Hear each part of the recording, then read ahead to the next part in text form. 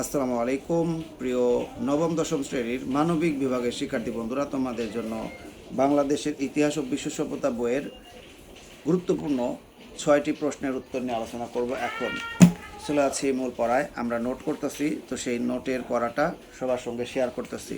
যারা পরীক্ষায় ভালো করতে চাও তারা অবশ্যই আমার চ্যানেলটা সাবস্ক্রাইব করে রাখবে। বলো, হিউয়েন সাং কোন দেশের পরিব্রাজক ছিলেন? হিউয়েন সাং চীন দেশের পরিব্রাজক ছিলেন।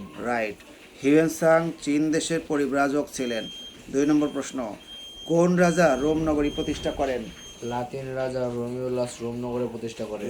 ওকে, লাতিন রাজা রোমিউলাস রোম নগরী প্রতিষ্ঠা করেন। 3 নম্বর প্রশ্ন, বখতিয়ার খলজি কোন শতকে নদিয়া আক্রমণ করেন? বখতিয়ার খলজি 1204 শতকে নদিয়া দখল করেন বা আক্রমণ করেন। উত্তর ঠিক বলছে, বখতিয়ার খলজি 1204 শতকে নদিয়া আক্রমণ করেন। পাল বংশের প্রতিষ্ঠাতাকে বলো। পাল বংশের প্রতিষ্ঠাতা হলো গোপাল। ওকে, পাল বংশের প্রতিষ্ঠাতা গোপাল ও সঠিক বলছে। এরপরে আর্যরা সমাজকে কয়টি বর্ণে বিভক্ত করেছিল? আর্যরা সমাজকে 4টি বর্ণে বিভক্ত করেছিল। সঠিক বলেছো। উত্তর আমি আবার বলে দিচ্ছি, আর্যরা সমাজকে 4টি বর্ণে বিভক্ত করেছিল।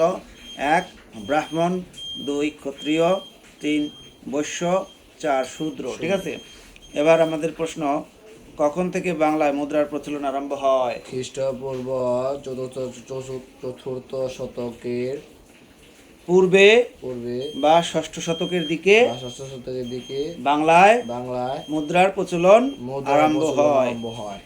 তাহলে খ্রিস্টপূর্ব 4র্থ শতকের পূর্বে বা 6ষ্ঠ শতকের দিকে বাংলায় মুদ্রার প্রচলন আরম্ভ হয়। আমরা কয়টা প্রশ্নের উত্তর শিখলাম? 6টা। মোট 6টা প্রশ্নের উত্তর শিখেছি। তো ক্লাসটার একটু রিভিশন দিয়ে আমরা এই পড়াটা শেষ করব। হিউয়েন সাং চীন দেশের পরিব্রাজক ছিলেন। লাতিন রাজা রোমিউলাস রোম নগরী প্রতিষ্ঠা করেন। বখতিয়ার খলজি 1204 শতকে নদিয়া আক্রমণ করেন। পাল বংশের প্রতিষ্ঠাতা ছিলেন গোপাল। আর্যরা সমাজকে 4টি বর্ণে বিভক্ত করেছিল: ব্রাহ্মণ, ক্ষত্রিয়, বৈশ্য ও শূদ্র। আর শেষেরটা হচ্ছে খ্রিস্টপূর্ব 4র্থ শতকের পূর্বে বা 6ষ্ঠ শতকের দিকে বাংলায় মুদ্রার প্রচলন আরম্ভ হয়।